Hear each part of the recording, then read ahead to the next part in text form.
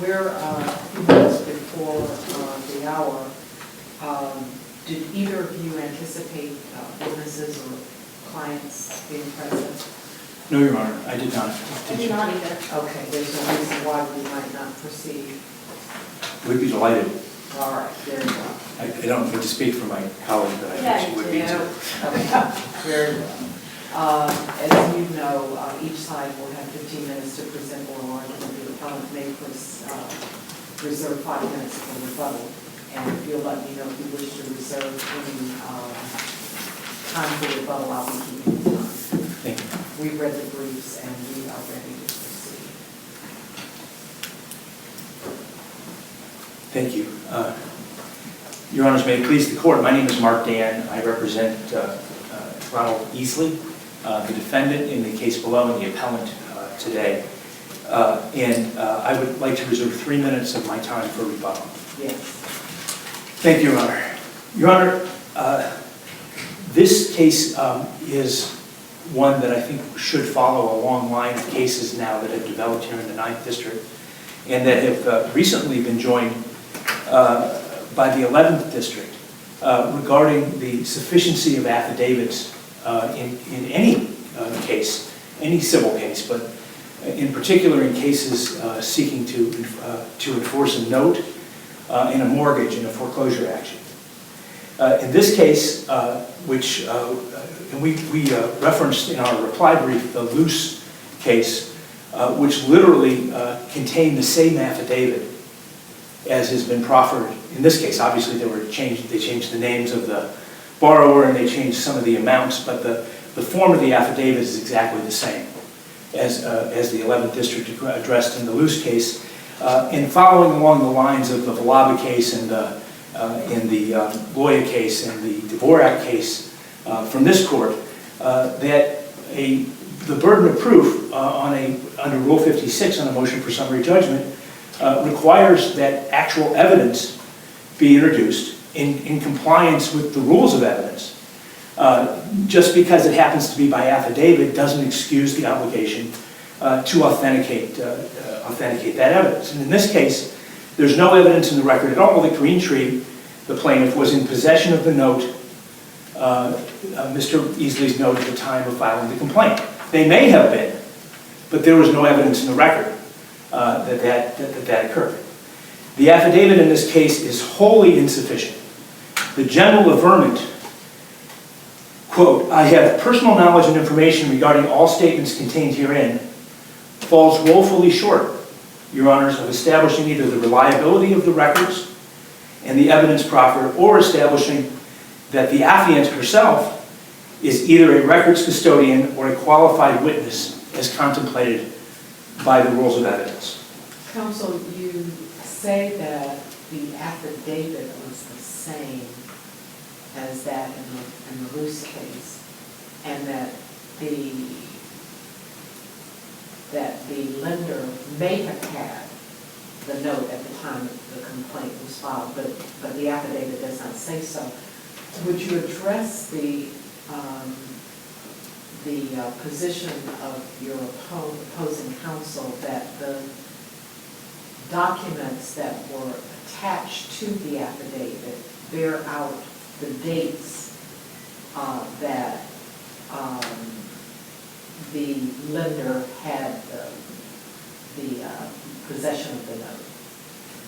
I'm happy to, Your Honor. There is no, first of all, I think that you don't even get to that issue because the exception, no exception to the hearsay rule exists. But everything that's in the affidavit, including the exhibits, are naked hearsay because no foundation was laid for the knowledge of the affiant as either a qualified witness as contemplated by 8036 or as a records custodian. There's no attempt made in the record to create that qualification. But assuming, for argument's sake, that you find that there was a sufficient foundation for this affiant to testify about any records of any company, there's no record indicating the time, and this goes right to the issue that this court found, I believe, in the Valaba case, to the time of possession, to when that possession took place. Clearly, if Greentree had possession of the note, there would be documentation, whether it's a FedEx receipt or some sort of custodial record that would have indicated when they received that note into their possession and might have indicated that they continued to have possession of it. No such document was attached. No time stamp or date stamp? No, Your Honor, nothing. Greentree didn't even bother in this affidavit to parrot the elements of 8036 in its affidavit, although I think we could all agree that that wouldn't be sufficient, just parroting the language of 8036 to meet current 9th District case law. And I invite Your Honors to take a look at, when does this happen? I'm asking you to look at my appellant's brief, page 11. They lay out the standard for the admission of hearsay under 8036. And it's simply, there's nothing in this affidavit, this bare statement, I have personal knowledge and information regarding statements contained herein, just simply doesn't get you there. And the records that are attached are in fact, there's no one in this room that can argue with a straight face that the records vouched for or the testimony offered is anything other than naked hearsay. There's absolutely no testimony at all that the affiant is a qualified witness. There's no testimony at all that the affiant is a records custodian. We have no idea what records exist from which these records that she's vouching for in this affidavit are drawn. What, if any, training she had or personal knowledge she had about the reliability of those records. Remember, there's still a burden, even if the language of 8036 is parroted, there's still a burden on the profferer of the testimony to at least allege that there's knowledge of how the records are kept, how they're reliable. There was a change of ownership or change of name of the company, at least from Greentree to Ditech. No evidence of how that occurred. It just was like it appeared magically. What was the title of the affiant? The title was a foreclosure.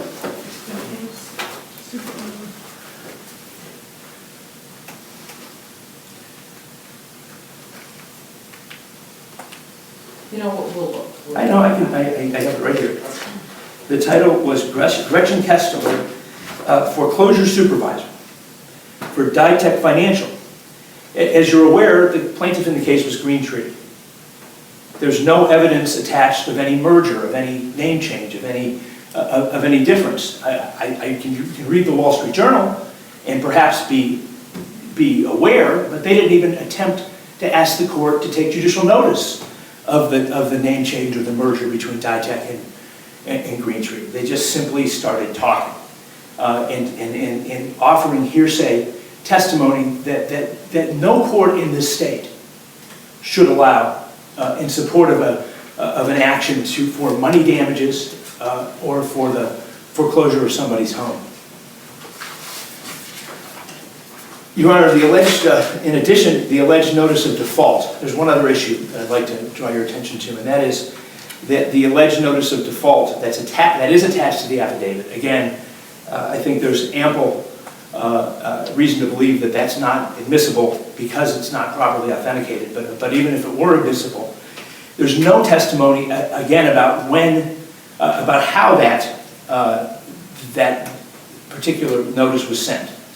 And there's significant case law both in the 11th and the 2nd District addressing the issue of the note itself requires, as does the mortgage, that the notice of default and acceleration be sent by regular mail.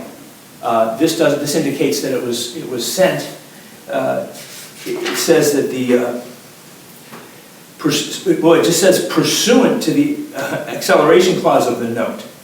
Ditech accelerated payments on October 31st. Attached, said notice is attached as Exhibit C. So it doesn't say how that was sent. Does Exhibit C indicate the manner of sending? No, it just indicates that it was the date of the that it was sent, which was October 31st of 2013. There's a little more interesting issue. I hope it's my glasses, not my eyes. There's a little bit more interesting issue going on as it relates to that, because at the time of the sending of that default notice, there was a prior foreclosure going on in Summit County involving this case. Well, clearly that case shouldn't have been brought unless the note had been accelerated, because they alleged in that complaint that the condition precedents had been met. This complaint, I might add, does not allege that Green Tree had met the conditions precedents, so it's not even found in the complaint. In fact, my client, in his pro se answer, proffered an affirmative defense regarding conditions precedent. On that basis, Your Honors, I would respectfully request that the court reverse the decision of the Summit County Common Police Court on the basis of the same basis that you've properly done so in Valaba and in Loya and in Dvorak. And to some extent, because there was at issue in the case, because no evidence has been proffered of possession of the note at the time of the filing of the foreclosure, to some extent the argument or the decision that you made in the Holden case as well. Thank you. Thank you, Your Honors. You'll have 4.5 minutes remaining for the vote to choose. Good almost afternoon. May it please the Court, Attorney Michelle Polly Murphy, on behalf of Ditech Financial, formerly known as Green Tree Servicing, appellee in this matter. It's Green Tree's position, or Ditech, I use them interchangeably, so excuse me, that the affidavit was sufficient in this case to support the court's finding of summary judgment. The first assignment of error presented by the appellant contends that there exists in a material issue of fact as to the possession of the original note. The affidavit very clearly states from Gretchen Kessner, the foreclosure supervisor, that the note, which copy of was attached to the complaint and the affidavit, endorsed in blank, was in the possession of Ditech, formerly known as Green Tree. And it doesn't say that it was in possession at the time the complaint was filed. It said it is in It is in the possession, correct. But if you look at the mortgage attached to the complaint as well, and the assignment of mortgage to Green Tree, it assigns not only the mortgage, but it references the note that it also secures. So at the time the complaint was filed, the mortgage was assigned to Green Tree. We met the Schwartzwald standard. The note is endorsed in blank. Green Tree has possession of the note and stated so in its affidavit. And the But it doesn't assignment say when. It does not say when. It really would have been a pretty simple matter for the client to say that at the time that the complaint was filed, the note was in possession of Green Tree or Ditech. I won't argue with you. It would have been simple to say that, and it would be simple to say that now. But it's our position that it's not necessarily necessary. And if you look to the Green Tree versus Luce case, to which the appellant refers, the court in that case found that statement to be sufficient to establish that the note was in possession of Green Tree, of the plaintiff, and no contradictory evidence was ever presented that it was not. So once we presented presented evidence that the note was in possession of Green Tree, the burden shifted, and the defendant offered no affidavit or no information at all to contend that the note wasn't in the possession of Green Tree. And in reviewing the court's decision in Luce, the same error was in the affidavit, and the court found that to be acceptable.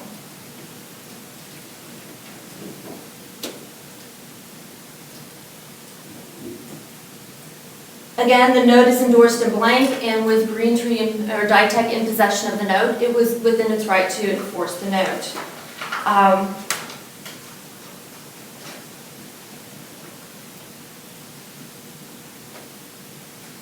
But in addition to Gretchen Kessner's affidavit, or within her affidavit, she states that she's the foreclosure supervisor. Rule 56E provides that supporting affidavits shall be made with personal knowledge and shall set forth the facts which will make it admissible. It has been held that a specific allegation in an affidavit that upon personal knowledge is sufficient to meet the requirements of Rule 56E if the adverse party contends otherwise. And there was no contention by the opposing party, by the defendant, that it was not based on personal knowledge. And again, I direct you to the Luce case that the appellant raised. It too found that the statement that she was, in that case, a foreclosure specialist and had personal knowledge was sufficient basis for the affidavit. And again, Mr. Easley did not submit any Rule 56 evidence disputing that fact.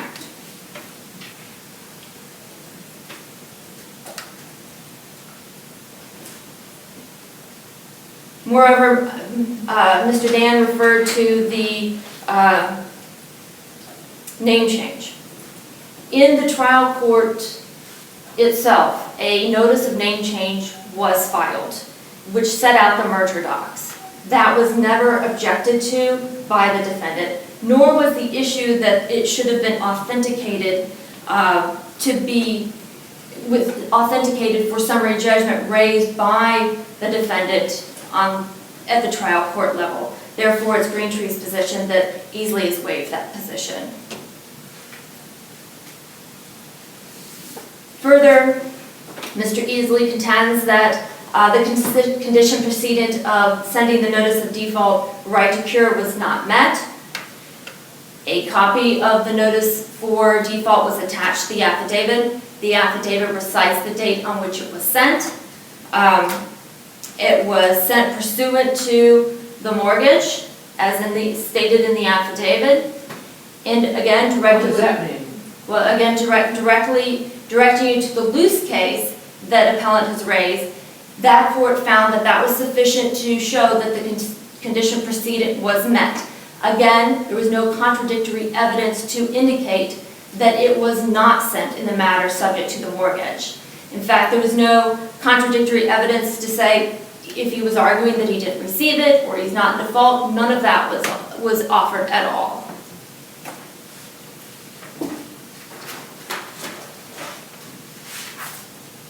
You will see on the letter attached to the affidavit, it has the borrower, the property address, which is pursuant to the mortgage to where the notice needed to be sent.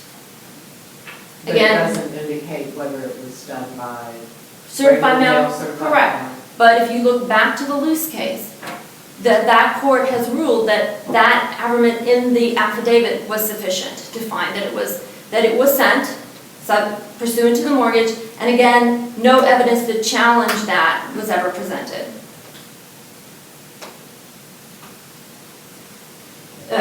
Appellee met all the initial burdens to demonstrate that the conditions preceding had been met pursuant to that affidavit and that Luce case.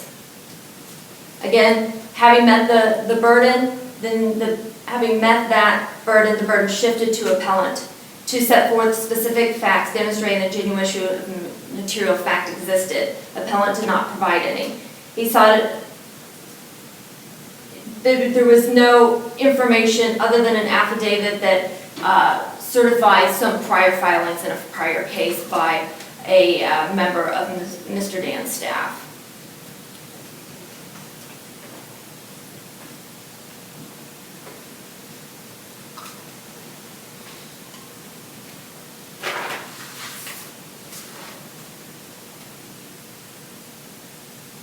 Again, the affidavit of Gretchen Kessner was sufficient to support plaintiff's motion for summary judgment. The court was in its discretion to grant the motion for summary judgment. The affidavit set forth the position. She states it was with personal knowledge. Case law supports that a flat statement of the applicant that he or she had personal knowledge is adequate to satisfy Rule 56. The affidavit is not required to recite the applicant's job duties. The language of the affidavit was sufficient to infer that the note and mortgage attached to the affidavit were related to that case, plus copies were attached to the complaint. And again, once the burden shifted, the appellant offered no contradictory evidence to any of the facts stated in the affidavit. If there are no more questions? Thank you. So Dan, you have 4 Thank you. I hope not to take all that time. Perhaps I should have started my argument by saying even the 11th District found that this affidavit was not good enough. Because as you're all aware, the standards of proof required in the courts of the 11th District in Ohio are substantially lower than the requirements of proof on affidavit for summary judgment in the 9th District, which has enjoyed a great tradition of encouraging courts to resolve cases by trial and not on the pleadings. A lot of people think that this is a foreclosure-related set of precedent, but really this court's precedent goes back long before the foreclosure crisis and the outpouring of really bad affidavits that has followed it. It goes back, the entire 30 years I've been practicing law, occasionally in Summit County and in the 9th District, because there's just been a tradition here, which this court has chosen to follow in the most recent years relating to that. This court has set strict requirements. In Greentree, when they filed their complaint in Summit County, knew that they were in the 9th District. They knew when they filed their affidavit that the Valava case and the Loya case and the Dvorak case existed. Those are the ones I remember because those are the ones I was involved with, but and there were more, but that they set a very clear roadmap for what evidence is sufficient to support a motion for summary judgment and what is hearsay and what is a sufficient exception to the hearsay rule under the business records exception, and they didn't meet it here. Where the 11th District reversed on Luce, and I'm glad that counsel has given me the opportunity to address that specifically, is that the note itself was never authenticated by the affiant. So even if you accept that the affiant had sufficient personal knowledge to testify as to corporate records, there's no testimony and this is where the 11th District reversed. There's no evidence in the affidavit that those documents were compared to the original documents, so that the original note was proffered, or that the original mortgage document was proffered. It was not offered. There's other ways to authenticate a mortgage. They chose to do it in this case by affidavit, using the alleged business records exception to the hearsay rule. And in that case, they simply failed because they never said, I compared this to the original mortgage in the affidavit, and it's the same. I compared it to the original note. There's no language you'll find in the affidavit that says any of that. And that's the basis on which the 11th District reversed, even though finding that they find a lower standard of proof in a summary judgment motion may be allowable in the 11th District. Kessner never properly authenticated the note or the mortgage. I already told you that.